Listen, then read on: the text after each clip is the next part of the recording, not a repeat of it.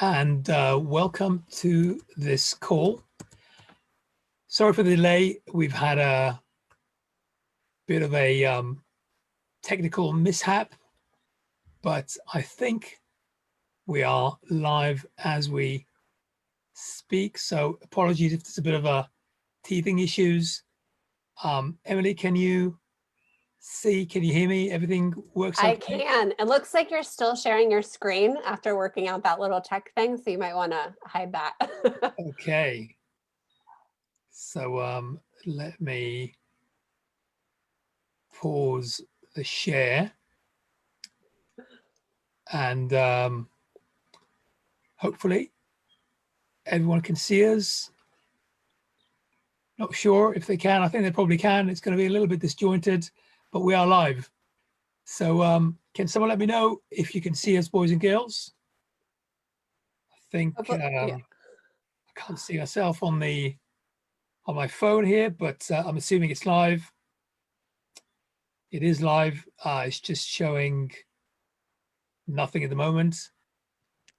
We have got people watching and loads of comments from Diane.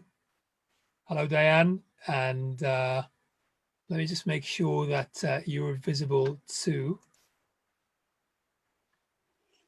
Can you see us, Diane? I think she can see me. Okay. Don't know. Don't worry, boys and girls. We'll figure it out. We'll figure this out. This is what happens on the internet and with all of these digital marketing platforms. Things change. I know they do. They certainly do. We'll get there. I mean, we've got a few viewers, and let's just refresh. See what's going down. Still just me. All right. Is it not, does it show me when I talk? I think that should work. I still see your screen. That's why I'm confused, Dan. Okay. Let me resume share. I just don't know how to do this. Hey, everyone. Can you see Dan's screen on there? And I think you might need to just completely stop. See if that works. Okay, I'm just going to stop the share. Oh, here we go. There we go. All right, guys, can you see us? Sorry about that. That was a fun, awkward start to a fun chat about Pinterest. Terrible. All right, good. So we've got Emily Regan here today with us. She's going to be talking about Pinterest. And hopefully everyone's on board. Everyone's here. Yes, I think they are. So good evening, good afternoon, wherever you are. Good morning. So Emily, thanks so much for joining us. And first question I have for you is, can you tell us a bit about yourself? Yes. So I am a mom over here in DC, and I am a military wife. So I've actually moved a lot. And I stumbled into this freelance space when we were assigned somewhere for like 9 months. And I said yes to some client work, and I started staying home with my kids. I had my first son and then another baby, and I still needed something to do, right? Like I don't have quite the satisfaction of cleaning my bathtub. I had a lot of experience because I had moved so much in video, in public relations and TV news and journalism. And I said yes to this client, not really thinking where it would take me. And I was just going to create a media kit for her. And as I dove into Google Analytics, this is back in 2013, I discovered Pinterest. I said, hey, look, Jennifer, all of these people are finding you and finding your website. Like, what if we did this on purpose? And truthfully, before that, I was not using Pinterest. I do not have a design eye. I had kids. I was kind of in the realm of that world, and I didn't understand Pinterest at all. I didn't get it. And then when that light bulb moment happened, we decided to start testing it out, and I had full control. And this was right when Pinterest was brand new. So it was a lot of fun. And my whole goal was to drive traffic to her blog and eventually get people to buy her tutorials and subscribe to her email list. And fast track, several years later, she has made $1 million. I have not, but I helped her get there. And I saw the power of that. And I just started booking out like crazy with clients doing their Pinterest. And that has opened up my whole business. I do more than Pinterest right now, but this explains why my first love is Pinterest marketing. And I can see the power of it. And I see it work all the time for my clients when it comes to driving their traffic and creating an audience who's ready to buy from them, or buying from them if they already have their products ready to go. So that is really how I got started and why I'm here today. Nice. Love it. So, Emily, tell me, please, if I was a completely newbie, I don't even have one follower. I don't even have one person on my list. I'm making zero money online. And I want to be, I've got this YouTube channel, or I've got a blog or something, and maybe a store, because stores, e-commerce stores with nice recipes or something. And I want to be starting to drive traffic using Pinterest. What do I do tomorrow morning? It's my first day, first hour. What's the first step? How do I get traffic started with Pinterest? Okay, Pinterest is a snowball. Now, keep in mind, it's not the same it was years ago. All of these new social media platforms and whatnot, it always was a good thing if you joined right away, but it is not too late for you. You're just not going to get those same like instant results that new users and early adapters got. But the beauty of Pinterest, it's a search engine. People think of it as a platform, but it's a search engine. So people are on there using Pinterest to find content that will help them in their life.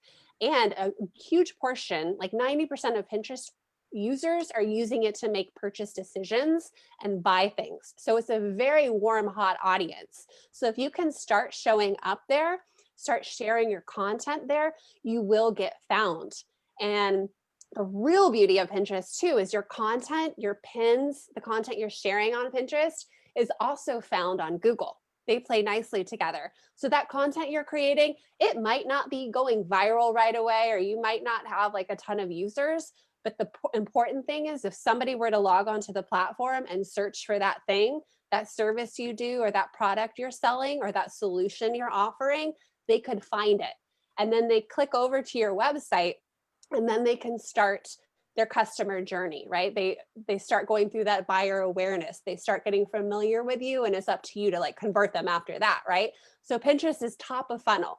So the best thing you can do is start showing up consistently on Pinterest.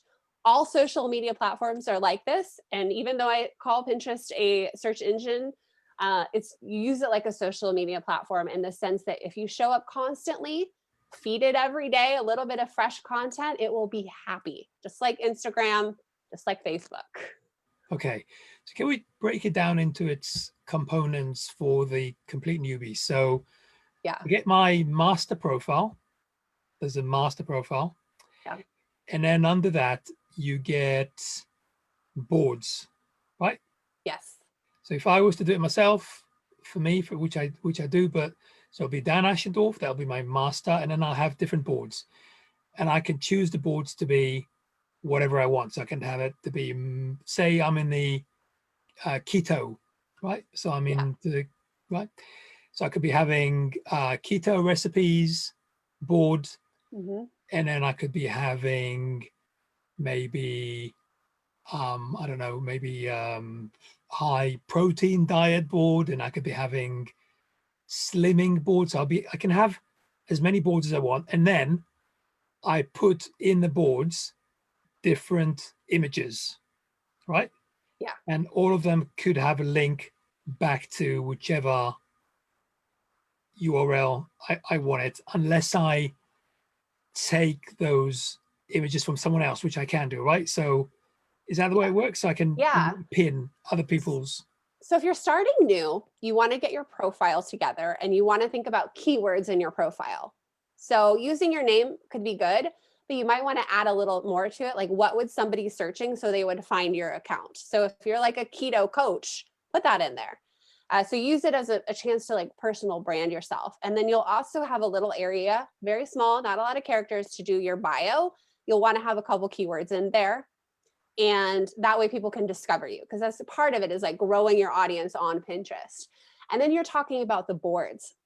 So I would start with 10 boards at the beginning, and I would think about your content and where can your content, like if you had a blog article, like where could you tuck that in where it's applicable? So thinking about like different buckets that it would fit in, and then you create the boards for that. So you're, as keto as an example, you could have something super laser focused, like keto desserts, and you could get bigger to like keto recipes. I don't know, like I'm not even a keto dieter, so I'm gonna struggle a little bit with this one. But you can see how like you can just like grow bigger and bigger with like the topics that could fit in. Like you can get very broad with it. So I would start with 10 boards and really pay attention to the title of the board and the description, because that's going to be the key words that gets it found. So Pinterest loves to share your board with other people. So if you have a good board and it has lots of keto recipes, it's going to share that board, if you have the right SEO, to other people who are interested. So you're more likely to get that board follow early on. So you want to tuck 10 to 20 pins in it to get started. And it doesn't even have to be all of your content. Pinterest is a little funny like that. Like when you're getting going, you don't necessarily have all that content as your own. It's okay to share other people's, because it tells Pinterest like, look, this is the type of content you'll find in here. And then as you start showing up bigger, sharing more of your blogs and your landing pages, like that content will switch to like 90% yours. At the beginning, it's not always like that. You just want to get the content going, so then you can start tucking your stuff inside of it. So those boards are key, because that's what you see when you land on the profile. Like, what is this person about? Very clearly, I'd be able to tell you're about keto. Okay, so in the keto niche, so what I do in the beginning is I create the boards, they're empty. And then let's say keto recipes, I just go and search for keto recipes and I add other people's keto images, recipes onto my board, which is really Yes. simple, isn't it? Yeah. So literally there's no limit to how many you can have. So literally, if I just do that for 10 minutes, I could have 100 other people's images in my board very, very quickly, couldn't I? Yes. And then I do that for keto recipes, and then for keto low sugars, keto high sugars, whatever it is, keto cakes, keto starters, right? Yeah. So I can actually populate my profile very quickly using other people's images. But here is the problem, is what I want to do is I want to drive traffic to my site. And the problem is that if I populate my profile with other people's images, they're not going to be finding my site unless they go to my bio. My bio is going to have the URL. Yeah. Yeah. But all those wonderful images, they're not going to have my URL in there. So at some stage, I will need to create my own content. And I would hope that other people will find my images and they will start sharing my images. So they click on them and then they get sent back to my page. Is that the way it works? Exactly. On Pinterest, you kind of want a split of people clicking on your stuff and people sharing it for later. So once you get your profile set up and you get it looking professional and on brand and like keyworded right, then you start creating your own content. And Pinterest gives you a couple different ways to do that, with a just a still image. A pin is what we call it. You can do a video pin, and you can also do carousel pins just like you would do in Instagram. And you can start adding your content there and encouraging people to click over by telling them what's the value on the other side. So you don't want to give it all away when you're writing that pin description, but you want to give them enough where they know that if they click over, they're going to get what they really need. And then the keywords are there. They're going to be in that pin. You're going to use keywords everywhere on Pinterest. Like, it's just part of the game. You're going to use it in your pin title. You're going to use it in your descriptions, but you're going to be very natural about it. If you start trying to just stuff keywords in there, Pinterest is like catching wind of that right now, and that's going to like ding you, right? So just be very natural about it. How would you talk to someone? What's on the other side of this blog, this video? You can even like click over to YouTube. Like, that works too. Just be very clear, like it's a video when you click over. You could do it for a podcast and to promote traffic to your podcast. And then you'll share that pin to the board that makes the most sense, because that will tell Pinterest and the algorithm, this is the type of content. Let's show it to more people who like this content. So the people already following you will see it. The people who've liked following your board will see it. And then Pinterest will know what type of people to share your pin with.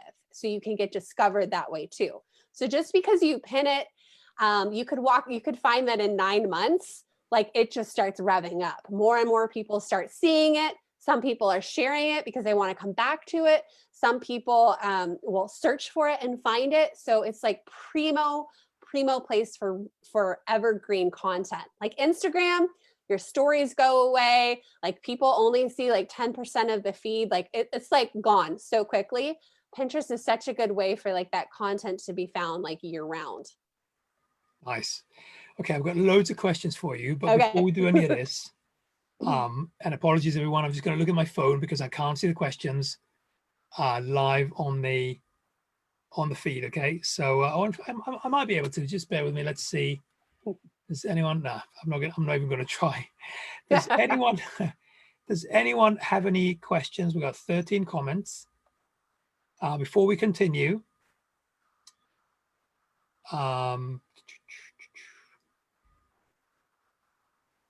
Diane says, what about getting someone else to do your free training? I've heard that's a good trick to get more leads. Not sure what that means. I didn't know you can add links.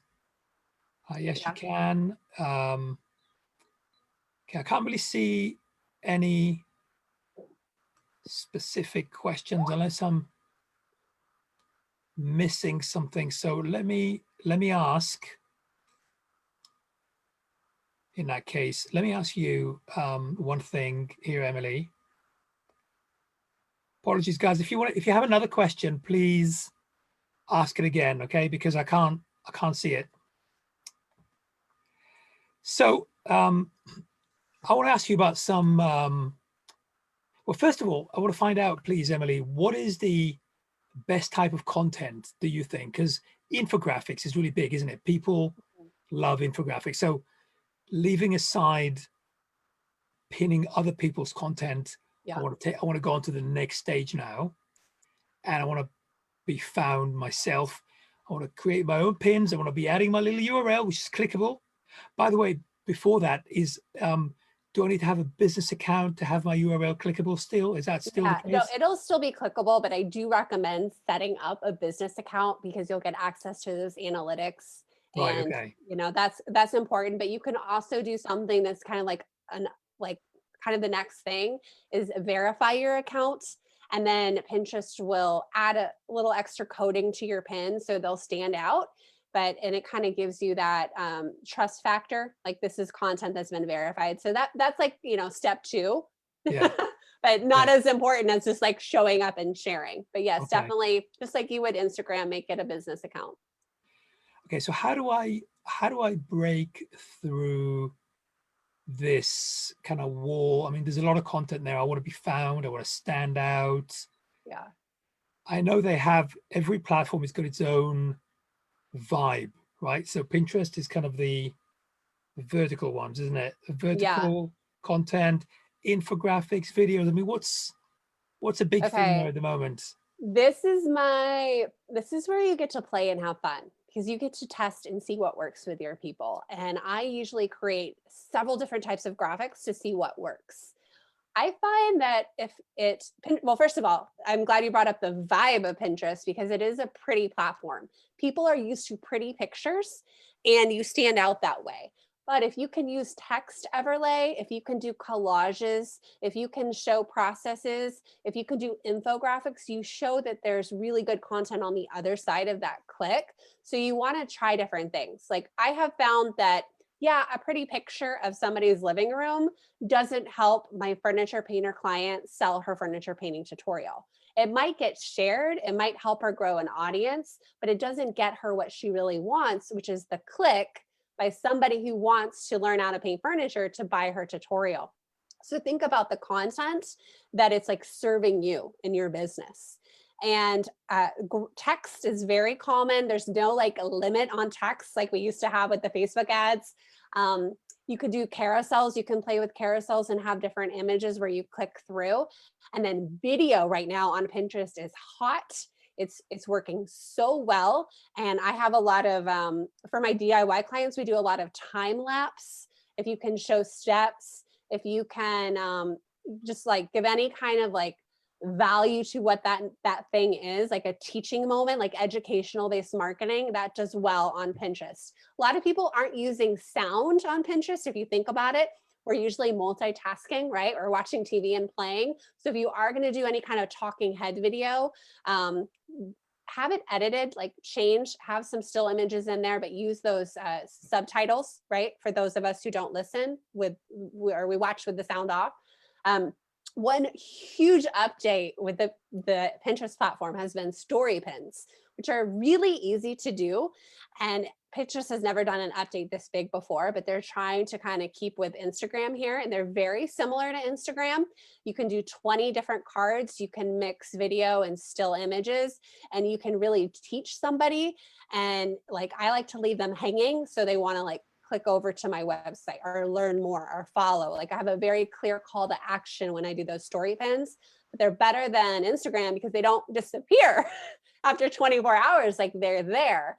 So that's one thing to try too. But like my best advice is to test, see what works for you and try different things, because I'll be surprised what I do there, what will take off. Sometimes like one of my clients, we have like the ugliest photo and it's a cushion. She's teaching how to sew a cushion on her blog, and she sells so many things over on her site.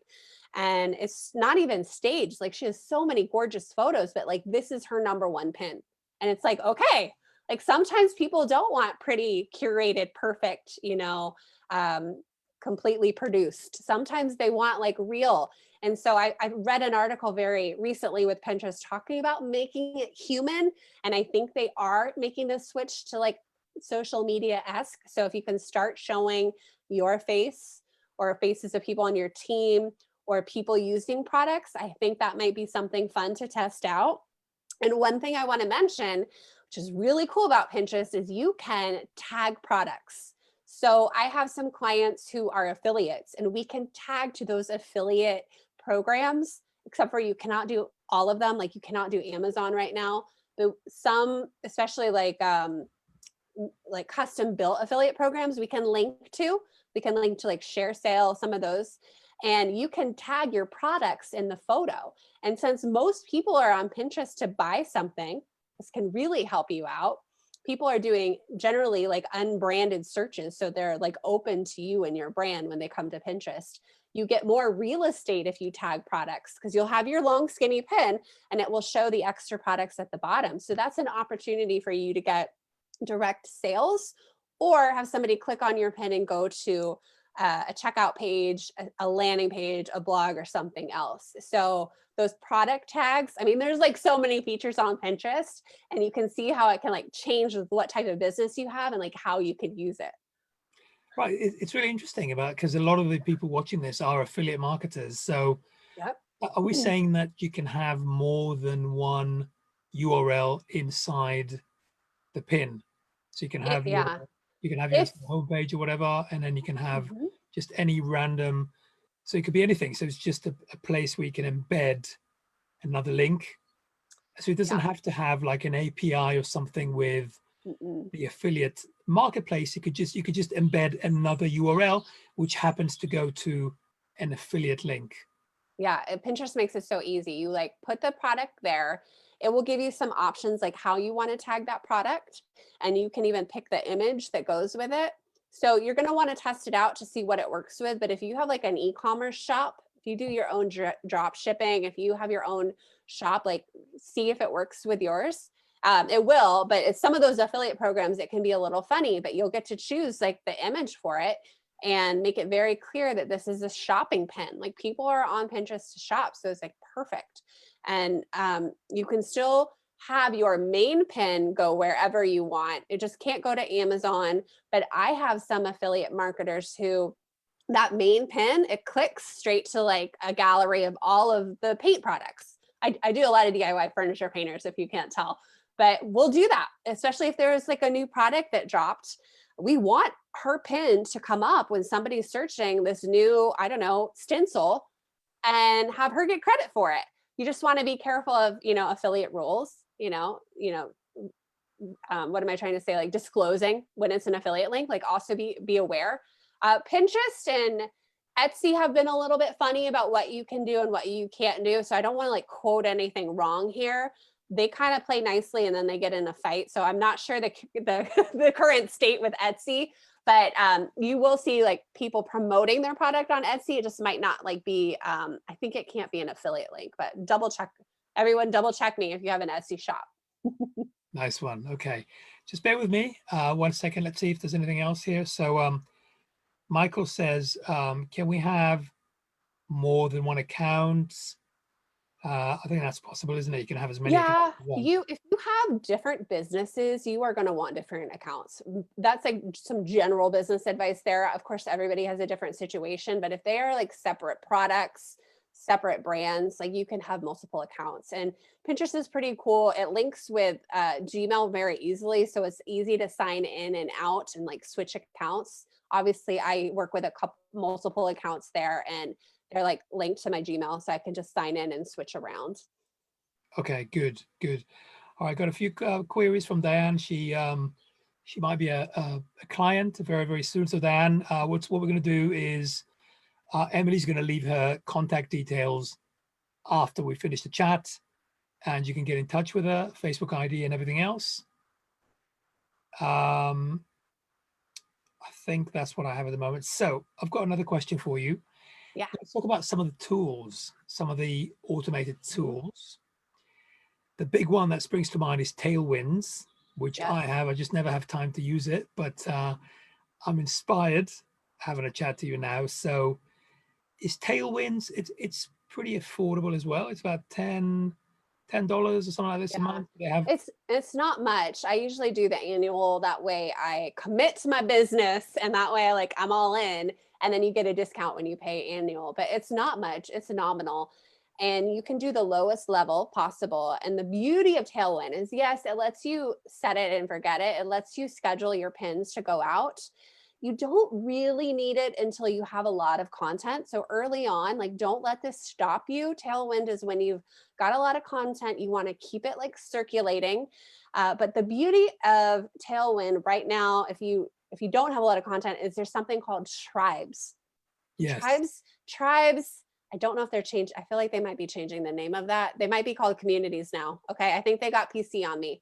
I think they're called communities. I should have got that straight ahead of time. And you work with other people to promote each other. And it's really nice. So you can add your content to a community, and other people, if they want to, will share it. And usually a community has a rule, if you add one, share two. It's all about the rising tide and helping each other out. And you can find content that helps you, because you're supposed to be pinning every day, right? You're supposed to be consistently showing up, but it's hard to do it all on your own, especially new. So you pick a couple pins that are related to your business, maybe not a direct competitor, something that your ideal customer would be searching. So I have a furniture painting client. She hates gardening. She hates it. But I have a board for that, just so I can tuck some of these pins in there, because her ideal client who's painting furniture does actually love gardening. So we do share other people's content. We make Pinterest happy, but we're not cannibalizing. We're not sharing too many competitors. But with that said, I will share some competitors' things, especially if it's helpful content or stuff she hasn't done before. There can be different types of furniture painters out there. So I don't want to just share just her style. I don't mind showing somebody else's pin who's a slightly different style. They're not quite competing with her in that realm. So you kind of have to let go of that fear right there, that mindset of only I can do this, because there are competitors out there. Just be selective with what you choose. So Tailwind communities are great for finding content quick, schedule it quick. When I do the client work, I can set my schedule, I can get it all done in 30 minutes and be done for the week. And then I don't have to touch it. That's the beauty of Pinterest. You don't have to constantly log in and feed it, or comment to get engagement like you do on Instagram. So that is really nice. Tailwind has something called, oh my gosh, I'm blanking out on the name, but you can like, oh my God, it's called Smart Loop. So if you get some content that's really good, you set it on a smart loop and you say, repin this in 6 months. And you don't want to do it too often or Pinterest will be unhappy. They really want fresh content, but like there's nothing wrong with bringing it back in like 4 months, bring it back in 6 months, and like have it automatically doing that for you so you can just like forget about it. Nice. Yeah, it's cool. Okay. And what about, this is back in the day, it could be completely wrong and dated now, but it used to be the holy grail that you would get onto public boards. So you'd have public boards where people let you in.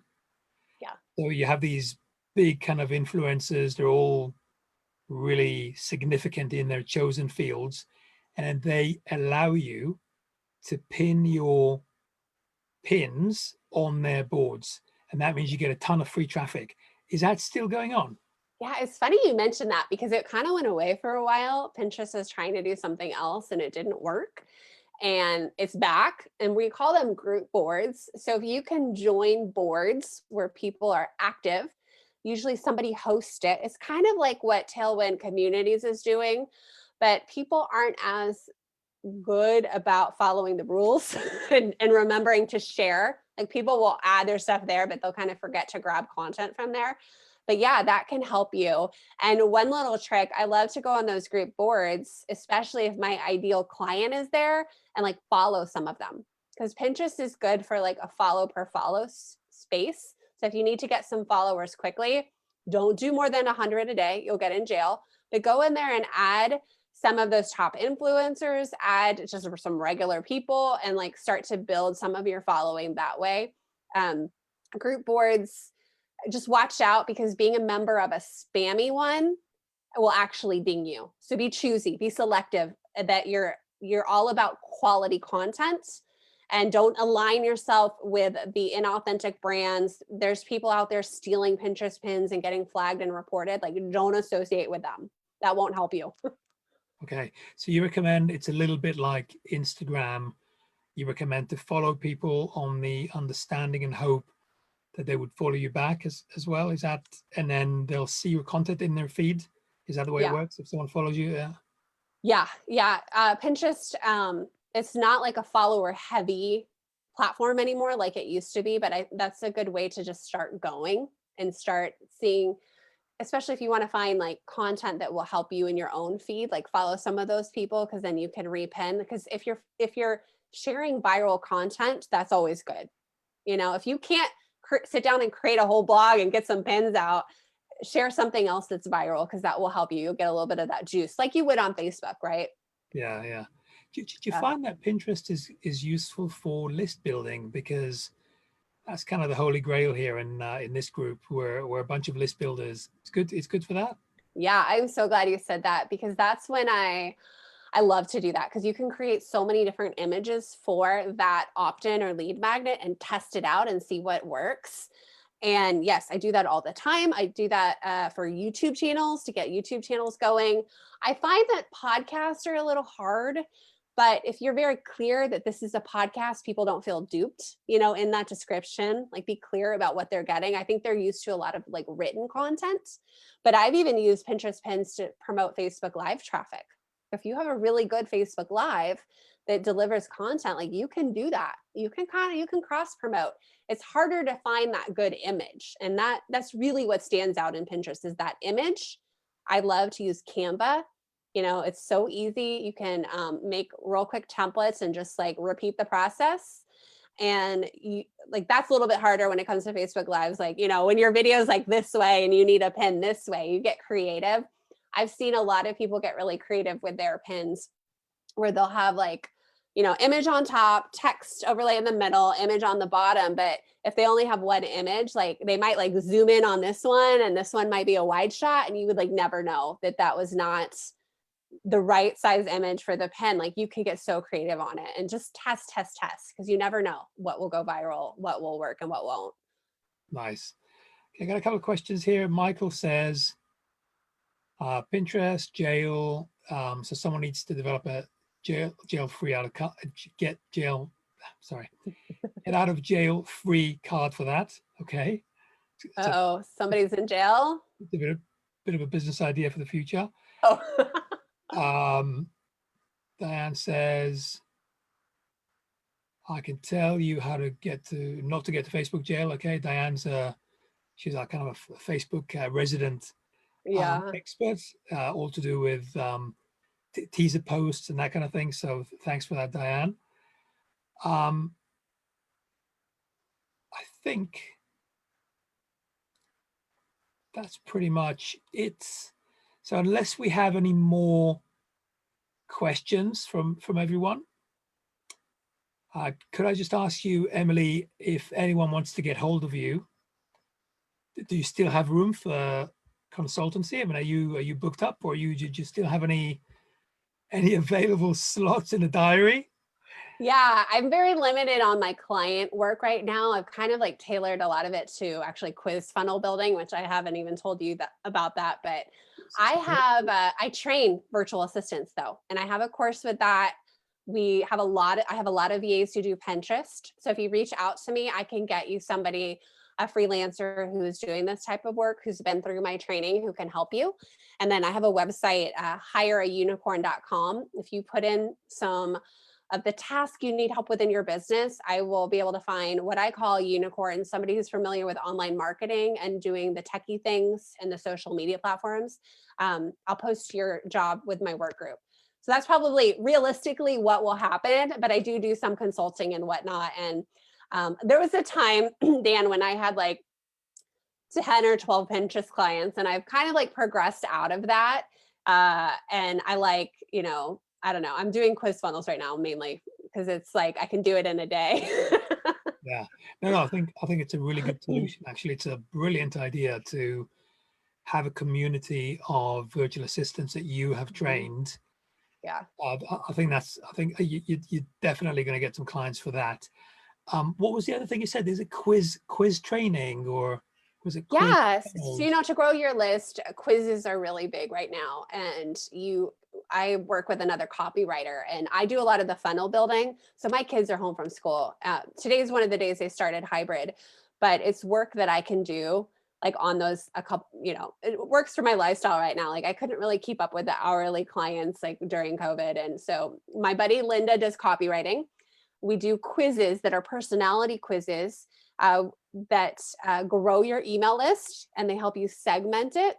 And I have a quiz now where I run it to other military spouses or teachers, and I've grown my list by 5,000. And I can segment them based on what they're good at. So it's pretty cool. I could talk more about that another time, but I love quizzes for growing lists. You're going to see a lot of like content about that. If you guys start Googling it, look into it. There can be assessment quizzes. There can be personality quizzes, scorecard quizzes, and people will basically take your quiz and then you warm them up with your email and, make your offers. Nice. Yeah. Great. Okay, good. Let me just check one last check here. Oh, so how Michael wants to know if your husband's related to President Reagan. Random. It's a bit random, but no worries, Michael. Sometimes I pretend when I'm like checking into a hotel, but no. Okay. Right. So if anyone wants to get hold of you, Emily, how do they do that? Yeah, I'm here on Facebook. I'm also on Instagram at Emily Regan PR.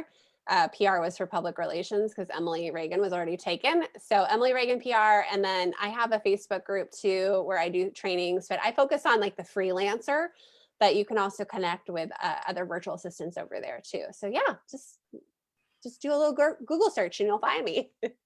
Beautiful. Thank you so much. It's been really full of value.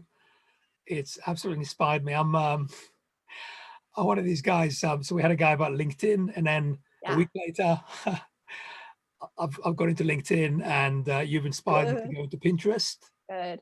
So thank you so much. Yeah, I will tell you, Pinterest can be a little frustrating. I'm going to be real with you. It takes a while to get it going. But that's why I said that advice at the beginning, like just start. At least that person searching will find it. and it takes time, but if you can just show up little by little, it will snowball. And then one area we didn't even talk about was Pinterest does promoted pins. Like you could do paid traffic there. It could fit people who have e-commerce shops, um, people who are trying to grow their list, sell their courses or whatnot. Like you can explore all of that too. So Pinterest is often forgotten because we get so enamored by Facebook. But yep, I'm so glad it inspired you. And I need to do a better job with my own business. Like I'm way better with my clients than my own. Emily, thank you so much. It's been an Yes. absolute pleasure. All right. Thank And you. want you know where to find her, Emily. So thanks for that. Have a good day and speak soon. All right. Bye now. Bye bye.